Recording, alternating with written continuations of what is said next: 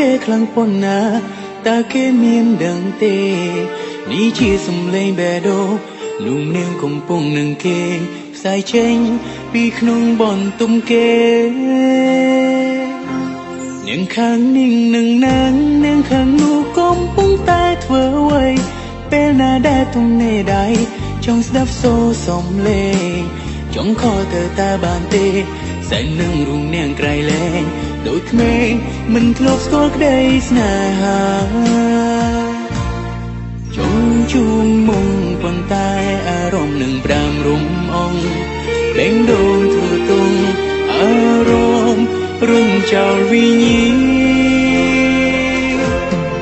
នាងខាងនេះនាងខាងនោះបើសិនមានស្លាប់ហងហោទៅជួបគេភ្លាមអ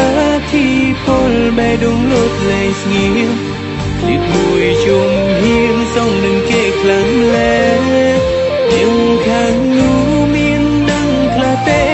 បើសិនជាតមនេសុំនឹងនាងនេះផងចាទុំខ្ញុំជាមនុស្សពិសេសចុងកងត្រាបេងដូងនឹងគ្នាជារៀងរហូត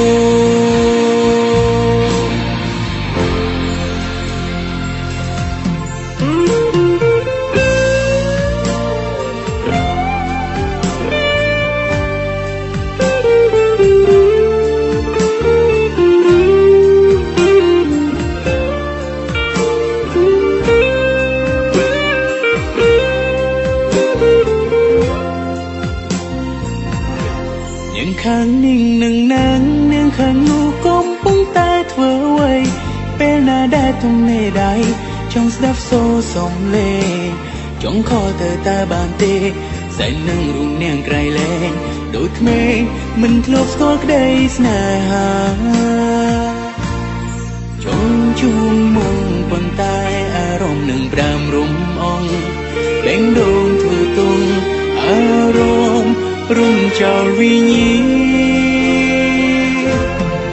នាងខាងនេះនាងខាងនោះបើសិនមានស្លាប់ហងហោទៅជួបគេភ្លាមអធិពលបេះដូងលត់លែងស្ងៀមគ្លៀតមួយជុំហៀងសងនឹងគេខ្លាំងលែនាងខាងនោះមានដឹងខ្លះទេបើសិនជាតមនេសុំនឹងនាងនេះផងចាទុំខ្ញុំជាមនុស្សពិសេសចុងកងត្រាបេងដូងនឹងគ្នាជារៀងរហូត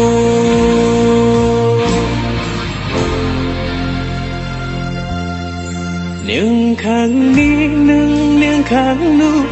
បើសិនមានស្លាប់ហងហោទៅជួបគេភ្លាមអធិពលបេះដូងលត់លែងស្ងៀមគ្លៀតមួយជុំហៀងសងនឹងគេខ្លាំងលែនាងខាងនោះមានដឹងខ្លះទេបើសិនជាតមនេសុំនឹងនាងនេះផងចាទុំខ្ញុំជាមនុស្សពិសេសចុងកងត្រាបេងដូងនឹងគ្នាជារៀងរហូត